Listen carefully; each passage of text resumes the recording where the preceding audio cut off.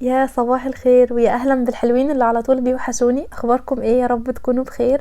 بما انه ده اول فيديو ينزل في السنه الجديده، كنت حابه اقول لكم ان الفلوجات بعد كده كل فيديو هيكون فيه رساله تلهمكم وتشجعكم على اي حاجه في الحياه. فالنهارده عايزه احكي لكم على قصه قصيره كده حصلت لي من حوالي كام سنه. من حوالي سنه ونص كنت بتكلم مع واحده صاحبتي وبقول لها ان انا عندي مشكله مع آسر، ومن الفتره اللي فاتت اجتهدت قوي علشان اعدل المشكله دي وتعبت قوي فيها. بس الايام دي حاسه ان ربنا بيبعت لي حاجات تختصر عليا خطوات كتيره قوي وبيسهل لي الطريق بشكل مش طبيعي.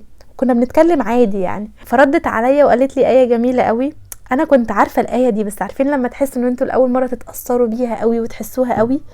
لقيتها بتقول لي والذين جاهدوا فينا لنهدينهم سبلنا. مش عايزه اقول لكم ان انا من يوميها وانا حرفيا الايه دي حطاها قدامي كده قاعده بفتكرها لما بحس ان انا عايزه اجتهد في حاجه وشايفاها بعيده عليا قوي ومش شايفه ملامحها، او اجاهد نفسي على حاجه وشايفاها صعبه ومستحيله. دايما بقول لنفسي اجتهدي وربنا هيسهلك الطريق.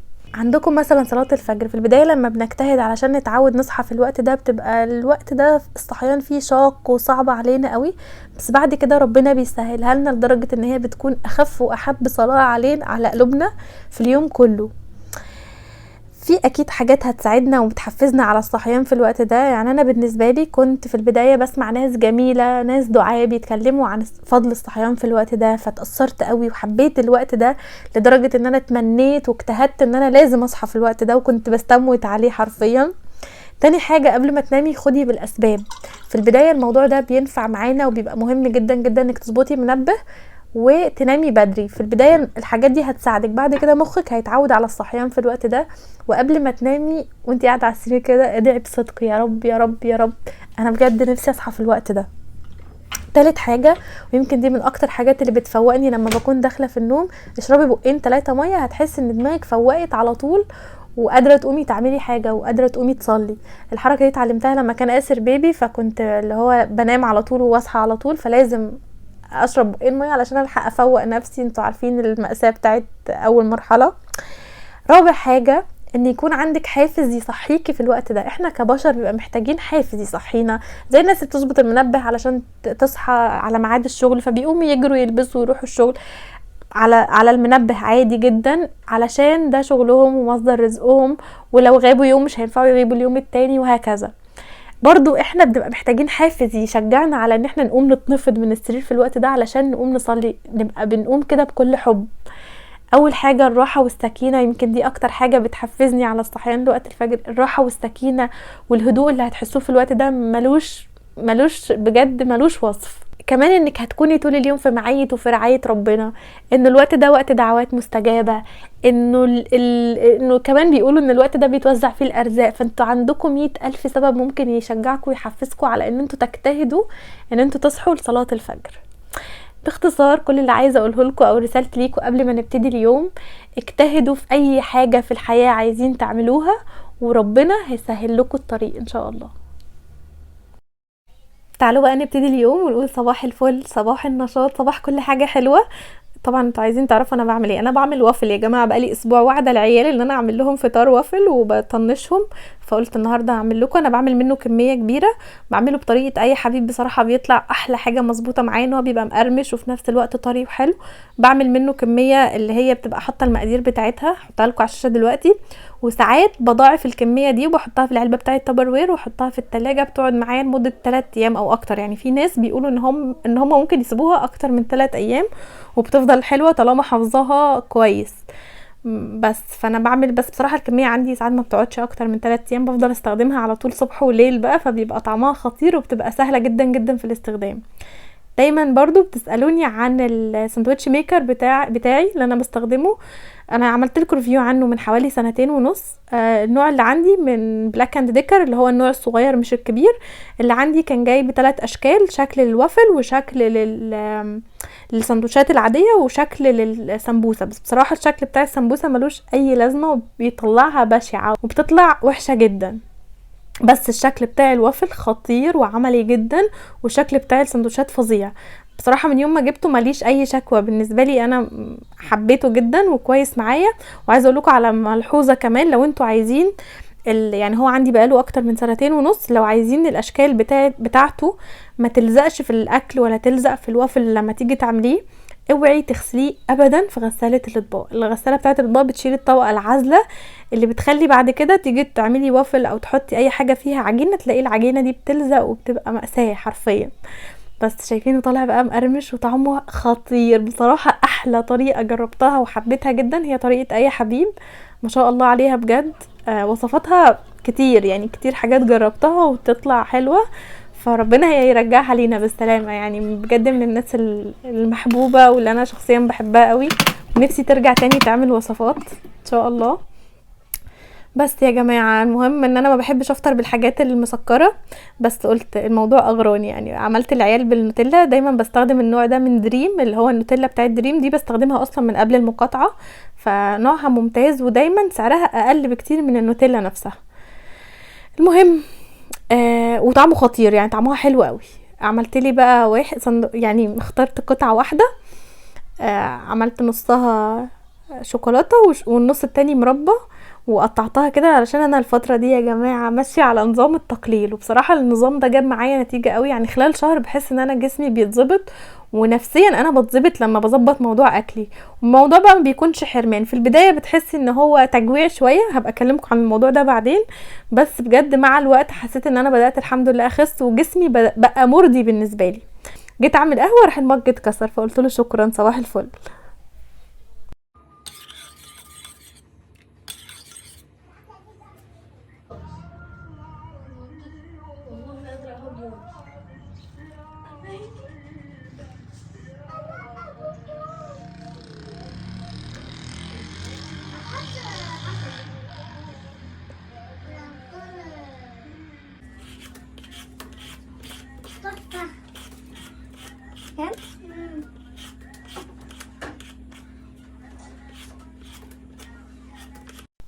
قلت اقوم اعمل الغدا بدري بدري، علشان بصراحه كان تحدي بالنسبه لي ان انا عايزه اخلص كل حاجه قبل الظهر.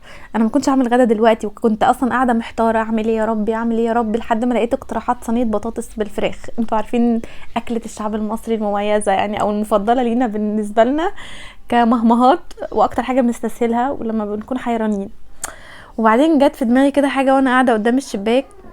بصوا مش عارفه اقول ايه، بس انا مش بحب اشارك الحاجات دي. يعني انا نفسيا مش بحب اشاركها قوي. عادي، ربنا قال ان احنا ممكن نشارك الحاجات الصدقات ونشجع غيرنا، لو بنعمل حاجه هتشجع غيرنا عليها ممكن. لا انا مش ببقى مرتاحه نفسيا لما اشارك حاجه زي كده. بس انا وانا قاعده بفطر لما بشوف الناس اللي بيبقوا بينظفوا في الشارع بتضايق بقى، اللي هو ايه، يعني لو حاطه الاكل في بقي بنزل ايدي، اللي هو يا لهوي انا مش قادره اكل حاجه ومش هاكل حد منها. هم مش شايفيني طبعا، بس احساس داخلي كده من جوايا بحس اللي هو انا عايزه اقوم اعمل حاجه ليهم دلوقتي وانزل اديها لهم حالا. ايام كتير بتشجع وباخد الخطوه وبنزل، وايام كتير بقول لا طب بكره على ما اجيب مش عارفه ايه وانزل اشتري مش عارفه ايه واجهز مش عارفه ايه. فاهمين؟ النهارده بقى هي طقت في دماغي كده، وقلت هقوم وانا بعمل الغدا. انا عارفه ان الحاجات اللي عندي في البيت مش كتير، فقلت هطلع كل البطاطس اللي عندي كل الحاجات اللي عندي وهعمل واللي يطلع بقى يعني زياده. هو بالنسبه لي حسبه يوم زياده، يعني بدل ما كنت هطبخ لينا النهارده كانه النهارده وبكره، اليوم بتاع بكره ده هيطلع لله. فاهمين؟ حبيت اشارك معاكم الفكره. ليه انا مش بحب اشارك الحاجات دي، بحب اسيبها بيني وبين ربنا، سواء كتيره بقى قليله. بس حبيت اشاركها معاكم علشان دلوقتي بشوف ناس بقت بتستغل الدنيا قوي، وبتحس انه خلاص الدنيا غاليه ويا دوب احنا مكفيين نفسنا بالعافيه، واكل ايه اللي هنعمله لله والجو ده. بصوا فكرة بسيطة خالص وحاجة بسيطة خالص وكمية بسيطة خالص. الهدف اللي عايزة اقوله لكم انه لا تحقرن من المعروف شيئا. ما تتخيلوش حاجة بسيطة قد كده ممكن تعمل ايه في حياتكم وتعمل ايه في نفسيتكم. وعايزه اقول لكم حتى اي حاجه انتوا بتطلعوها لله، دايما انا حاطه الايه دي على طول قدامي وبشوفها: ان احسنتم احسنتم لانفسكم. اي حاجه بتعملوها فيها احسان، الاحسان ده اول شخص بيعود عليه هو انتي نفسك بتبقي مبسوطه. ممكن تطلعي فلوس على فكره وما تعمليش اكل، بس الناس اللي جربت ان هي تعمل اكل في البيت وتنزل تديه لحد، انتوا مش متخيلين الاحساس بيبقى فيه سعاده قد ايه. بس فانا عايزه اشجعكم على اي حاجه تعملوها، حتى لو هتعملوا اكله يوم زياده، فهبقى مبسوطه. يعني انتوا تعملوا الاكل ده وانتوا بتطبخوا، بدل ما تطبخوا اليوم تطبخوا اليومين، واليوم الزياده ده يكون لله، وعلى حسب بقى ما يعمل كام وجبه. فاهمين؟ موضوع بسيط، حاجه بسيطه قوي. حتى الناس اللي ما تقدرش تقف وتعمل كميات كبيره ممكن تعمل الحركه دي مرتين في الشهر، 3 في الشهر، على حسب طبعا مقدرتكم وعلى حسب ظروفكم. ولو انتوا قادرين على حاجه كمان هقولها لكم، يعني لو انتوا مقتدرين على الحاجه دي وانتي بتدي اي شخص اكل اديله فلوس. الفلوس بيبقى ليها برضو سعادة تانية، بس الاكل بتبقى حاجة مرضية لينا، احنا بنحس احنا مبسوطين، بس هما بيتبسطوا اكتر بالفلوس. فانتي حاولي تعملي الحاجتين مع بعض. بس وربنا يا رب يعيننا كلنا ويرزقنا ويوسع علينا بجد، وما نشوفش اي ضيق في حياتنا، لانه فعلا ما نقص مال من صدقة، خدوها قاعدة يعني. بس فانا حبيت اشارك معاكم الموضوع ده، يمكن الهمكم باي حاجة تشجعكم على اي حاجة بسيطة، وهتبقى اول واخر مرة يعني، عشان انا مش بحب اشير قوي الحاجات دي. بس وربنا يجعله في ميزان حسناتي وحسناتكم انتوا كمان.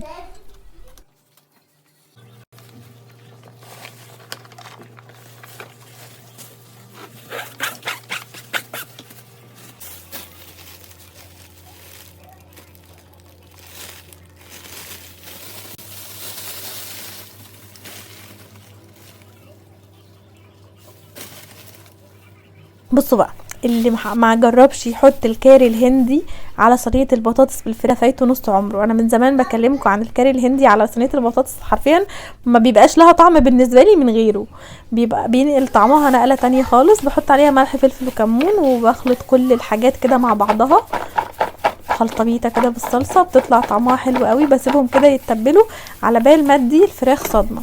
انا زي ما قلت لكم الكميات مش كبيره خالص، لان ده بالنسبه لي طبيخ يوم زياده بالنسبه لنا في البيت. ايه كمان، والله السنه اللي فاتت كنت شفت شيف على الانستجرام اسمها شيف منار، بحبها قوي. كانت عملت عدس ونزلت وزعته على الناس، فاهمين يعني؟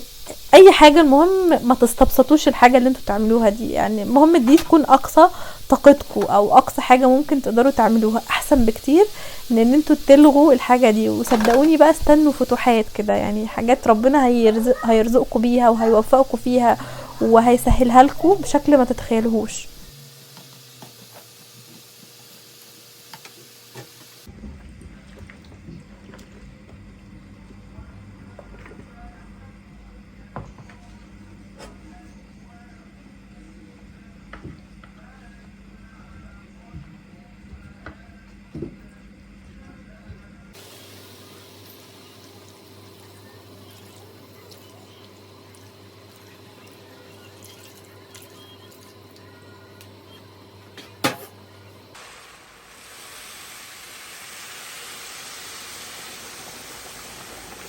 تقريبا كنت خلصت كل حاجه والساعه كانت 11:15، وانا كنت نفسي قوي اخلص قبل الظهر.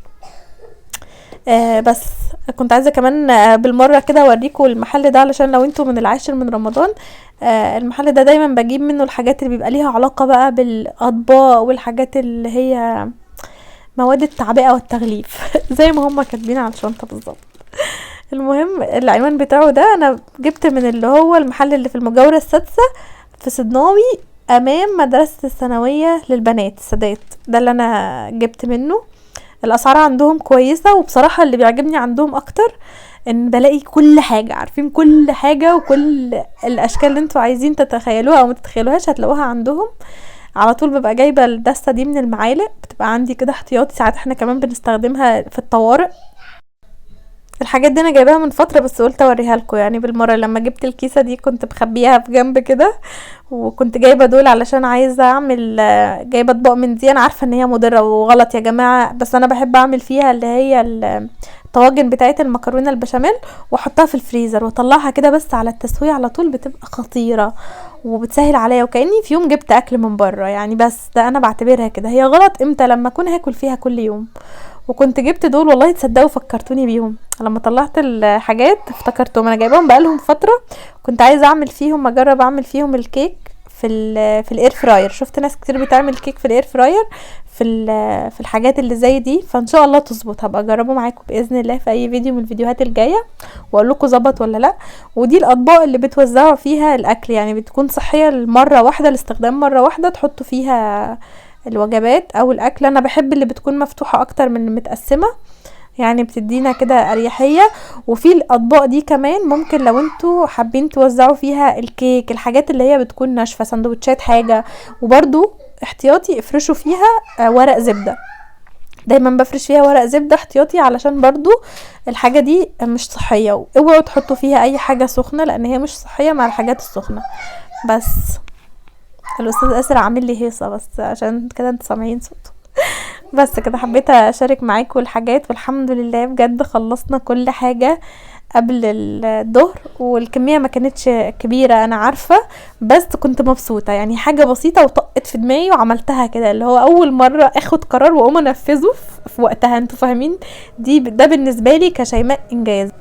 وللمره المليون بعد ما انزل سلالم قد العالم اكتشف ان انا نزلت باللي انا كنت قاعده بيه في البيت. فشكرا يا توشو، شكرا.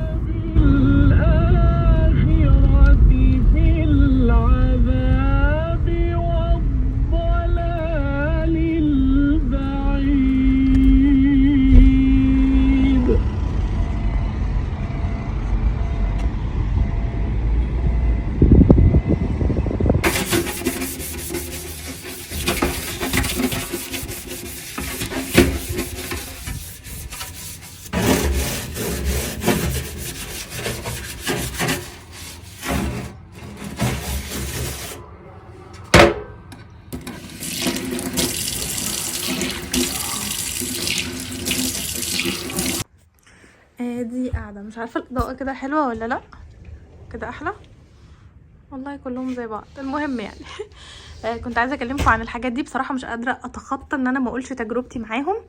وعلى طول انتوا الفتره دي بتسالوني يا توشو تستخدمي ايه لبشرتك. يا جماعه انا كنت بستخدم حاجات مقاطعه وانتوا عارفينها بتاعت لوريال، فحاليا انا مش بستخدمها. وكان عندي باقي حاجات، يعني الحمد لله دلوقتي كل الحاجات اللي كانت عندي المقاطعه دي خلصت. من حوالي اسبوعين بالظبط اشتريت منتجات جديده، وبالنسبه لي نتيجتها مرضيه جدا. بس مش دول، منتجات تانية، بس مستنيه اجربهم كمان اسبوعين كمان بحيث ان هم يكونوا كملوا معايا شهر، فاديكوا بقى الخلاصه عنهم وهل هم حلوين ولا لا. نيجي بقى للقطاقيط دول اللي كان كل مصر بتتكلم عنهم من فتره. كان حرفيا تفتحي اي ابلكيشن على الموبايل تلاقي البلوجر بيتكلموا عن الحاجات دي وقد ايه جميله وبتنور الوش وخطيره وفظيعه والجو اللي انتوا عارفينه ده. المهم فجبت الحاجات. بالنسبه لي هكلمكم الاول عن الحاجات اللي حسيتها ان هي بالنسبه لي عاديه. كان الغسول والسيرم بتاع فيتامين سي. الغسول مش هينور بقى وشك وتحسي ان وشك منور وخطير وفظيع، لا، بالنسبه لي هو غسول عادي جدا جدا جدا. مش هجيبه تاني. ليه بقى؟ علشان قوامه بالنسبه لي تقيل قوي، فبياخد وقت كبير على بال ما يتغسل من على بشرتي، فانا ما بحبش الغسول اللي بيبقى قوامه تقيل كده. بس هل طلع لي حبوب؟ لا، في ناس اشتكت كتير ان هو طلع لهم حبوب. انا بالنسبه لي الغسول ما طلعليش حبوب، وانا بشرتي مختلطه مايله للدهنيه اكتر. تمام. والفيتامين سي نفس الموضوع، ولا هينور ولا هيدور، هو فيتامين سي عادي بتحطيه على وشك عادي جدا جدا، وبرده ما طلعليش حبوب.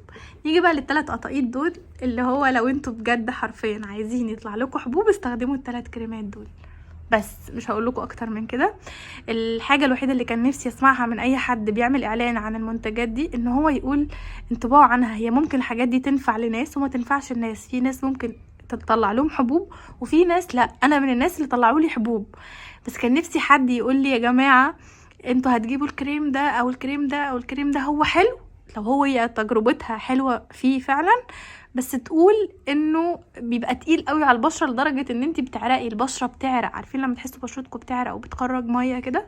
هو ده الكريمات دي. حاولت اتجاهل الاحساس ده وقلت هستخدمهم قبل ما انام بالليل بحيث ان هم ما يكونوش ما احسش بموضوع العرق ده، لان انا لما بحس بيه بقوم اغسل وشي على طول. فبقيت استخدمهم بالليل، بصحى الاقي وشي مليان حبوب. جيت في يوم قلت خلاص انا مش هخلط كله على بعضه وهستخدم كل واحد لوحده علشان اعرف ان هو اكتر واحد بيطلع حبوب. فطلع ده لو انتي فعلا عايزه حبوب استخدمي ده، بيطلع كميه حبوب مش طبيعيه. وحبوب، عارفين الحبوب اللي بتفضل مده طويله في البشره لدرجه ان هي تتحول تبقى عامله زي الندبات كده وبعدين تسيب اثر على البشره، بجد وحش جدا. ده ممكن تستخدمي منه نقطه بسيطه مش هيعرق قوي، بس مش هينور البشره بقى ويبيضها والحاجات الغريبه دي. ده ما تحملتوش على عيني ثانيه وقمت غسلت وشي. بس ده بيطلع حبوب بس. فده تجربتي مع المنتجات دي كبشره مختلطه مايله للدهنيه اكتر، ما تحملتهمش وطلعوا لي حبوب. ممكن الحاجات دي تنفع لناس وناس لا، بس لو انتي من البنات اللي ما بتحبش الكريم يكون تقيل على البشره لدرجه ان هو يعرقها، فمش هتحبوا الحاجات دي، الكريمات دي. الغسول يعني مقبول يعني، مش وحش، بس مش احلى حاجه، مش زي الكلام اللي بتسمعوه، هو غسول عادي، فاهمين؟ بس كده يعني، حبيت اكلمكم عن الحاجات دي علشان لو انتوا مقررين تشتروهم تبقوا عارفين هتجيبوا ايه بالظبط. من يوميها اتعلمت درس، ان انا لما الاقي كل الناس بتتكلم عن حاجه واحده بس، انا مش هجيب الحاجه دي. طالما كله بيتكلم نفس الكلام ونفس الانطباع، مش معقوله ان كلكم بشرتكم نفس النوع، فاهمين؟ فيلا الواحد بيعيش عشان يتعلم. بس قلت اقول لكم تعالوا بقى علشان نقوم نشوف احنا هنعمل ايه. مش عارفه الجو غيم ليه، بس يلا ان شاء الله يرجع تاني. يلا بينا.